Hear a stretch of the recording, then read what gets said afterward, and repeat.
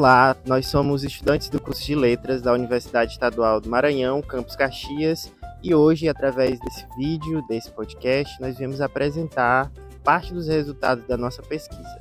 Nesse ciclo de pesquisa, nós estudamos a vida e a obra do autor Gonçalves Dias e alguns outros aspectos também que este autor estudou e escreveu durante a sua vida.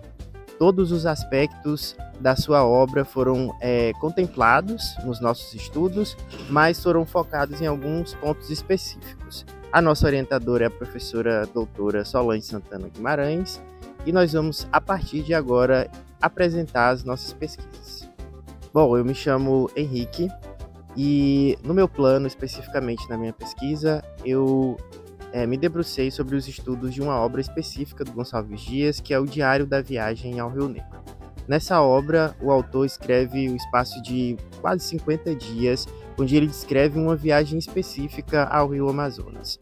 Nessa viagem, ele pôde, por ele mesmo e não mais pelos estudos, não mais pelas obras de outras pessoas, ver então todo o objeto de pesquisa que ele tinha para sua escrita, os indígenas, essas comunidades indígenas em que ele esteve.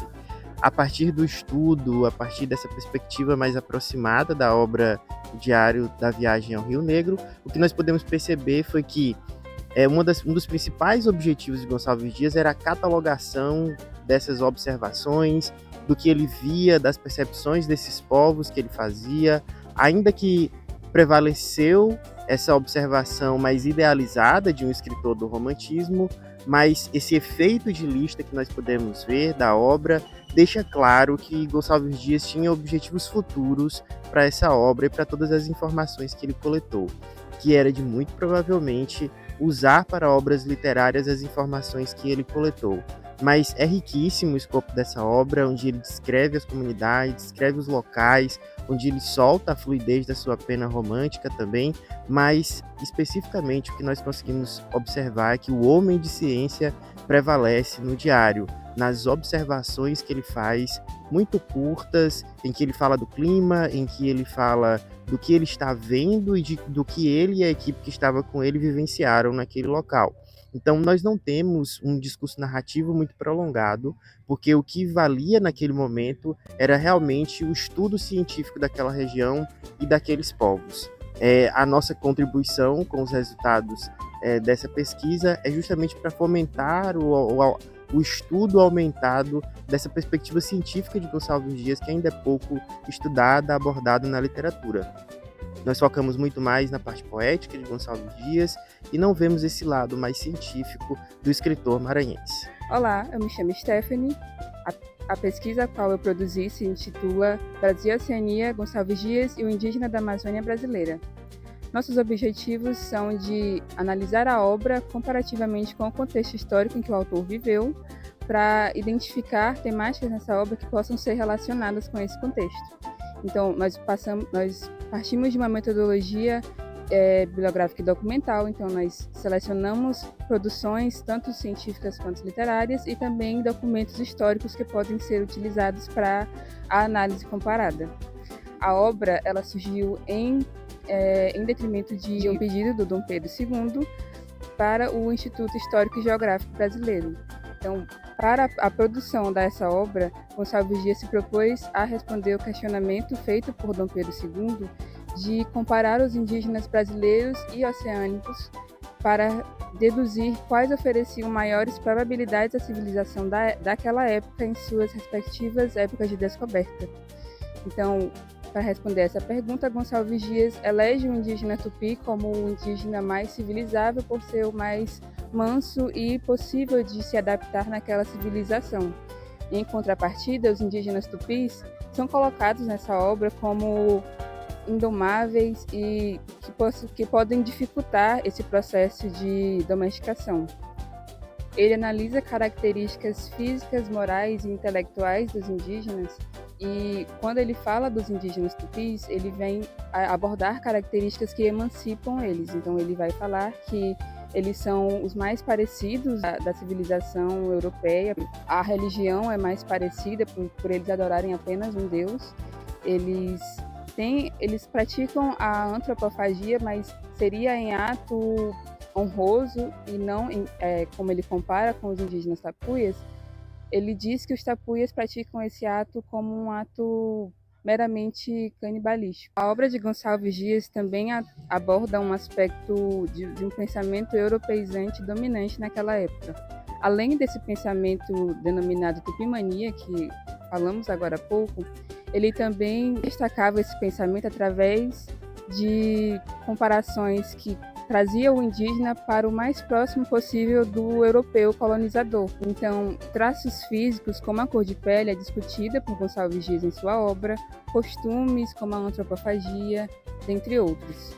Além disso, a temática do acontecimento da colonização é abordada por Gonçalves Dias na obra, de forma que ele traz esse acontecimento como algo que aconteceu por acaso, por um acaso que teria sido positivo, que teria sido oportuno não só para os portugueses, mas também para os indígenas. E então ele faz essa defesa desse acontecimento na obra Brasil e Oceania, e depois, em uma obra futura, a obra Rio Amazonas, Cartas para o Mundo Zauter, ele retoma essa temática falando que teria sido um equívoco e que ele estaria falando daquela forma como uma crença da maioria. Então, aquela crença, o pensamento dominante daquela época estaria presente na obra de Gonçalves Dias de uma forma muito predominante. Contudo, a obra tem se mostrado verídica em diversos pontos, foi produtiva para aquela época, para a etnografia que estava surgindo, e também tem se mostrado verídica em diversos pontos, já depois analisada pelos seus contemporâneos. Ela é ainda pouco investigada, e a nossa pesquisa contribui justamente para isso, para novas pesquisas, para novas investigações dentro dessas temáticas que a gente já trouxe, que a gente já abordou, e também para outras análises posteriores. Olá, eu me chamo Ana Helena Fontes de Brito e eu também me dedico à obra e vida do Gonçalves Dias. Na pesquisa, o relatório E, Etnografia, o indígena amazonense em produções gonçalvinas, nós nos dedicamos a explorar uma obra do Gonçalves Dias ainda pouco estudada, que é o relatório E, Etnografia, e nós investigamos essa obra numa perspectiva comparada. Então, nós comparamos ele com algumas de suas poesias americanas. E essas poesias analisadas foram O Canto do Guerreiro, que foi um poema que está incluso na sua obra inaugural, Primeiros Cantos, e Tabira, incluído nos segundos cantos do Gonçalves Dias. Então, o relatório E, ele é uma produção produzida no ano de 1861, né, enquanto o Gonçalves Dias estava realizando uma viagem no Amazonas para realizar pesquisas e catalogar materiais etnográficos para compor o Museu Imperial, que teria uma exposição no ano de 1861.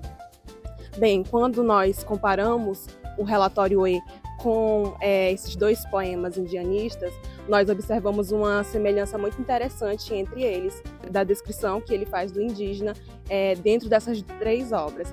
E essa característica, essa semelhança que é encontrada é a descrição do indígena enquanto guerreiro, né, que nós observamos nas duas obras. Então, esses indígenas, tanto o amazonense quanto o brasileiro, presente nos dois poemas, eles são descritos em situações de guerra. Interessante também é a descrição que ele faz desses indígenas. Então, esses indígenas eles são descritos como os guerreiros valentes, fortes, que nós também encontramos na sua poesia indianista. Uma outra semelhança que nós encontramos também é em relação à figura do chefe, que também nós encontramos tanto no relatório quanto no poemas indianistas. Uma diferença, quando nós nos debruçamos entre essas três produções, é a questão da abordagem da diversidade étnica, que no relatório E é muito mais diversa. Então, o Gonçalves Dias, por estar ali em loco, né, tendo contato direto com essas tribos, ele aborda uma diversidade maior dessas tribos. Então, ele descreve os araras do Madeira, do Rio Solimões, os povos mundurucus. Já quando nós nos voltamos para a poesia indianista, as duas, nós observamos uma referência do indígena muito genérica. Então, ele só se refere a esses indígenas como guerreiros, todo tempo guerreiro. Em Tabira, ao contrário do Canto do Guerreiro, nós observamos que ele se refere a duas tribos do Nordeste brasileiro, a tribo Potiguara e Tabajara. Mas essa referência que ele faz é muito genérica. Uma diferença que nós observamos também é a questão da representação da figura do Piaga, que nós só observamos nas poesias indianistas e nós não observamos, por exemplo, no relatório, né? Então, a abordagem que a gente faz nesse estudo comparado, ele permite um outro olhar para a produção do Gonçalves Dias, um outro olhar para a sua escrita e para a sua percepção do indígena brasileiro. Bom, nós chegamos ao fim de mais esse ciclo de pesquisas, muito agradecidos porque nós conseguimos alcançar bons resultados. Nós estamos com isso multiplicando o conhecimento da literatura maranhense para a universidade, mas também para fora da universidade, com os eventos que nós participamos, com os artigos, com os ensaios que nós publicamos, que nós produzimos na culminância dessa pesquisa. E assim nós queremos então exaltar o nome de Gonçalves Dias na sua completude, não só pelos seus poemas, não só como um poeta, mas também como um homem da ciência, das letras e etc. Assim, ao final dessas apresentações, nós queremos também deixar os nossos agradecimentos. Agradecer a nossa orientadora, a professora Solange, que tem nos acompanhado e nos ensinado muito, com quem nós também temos aprendido muito.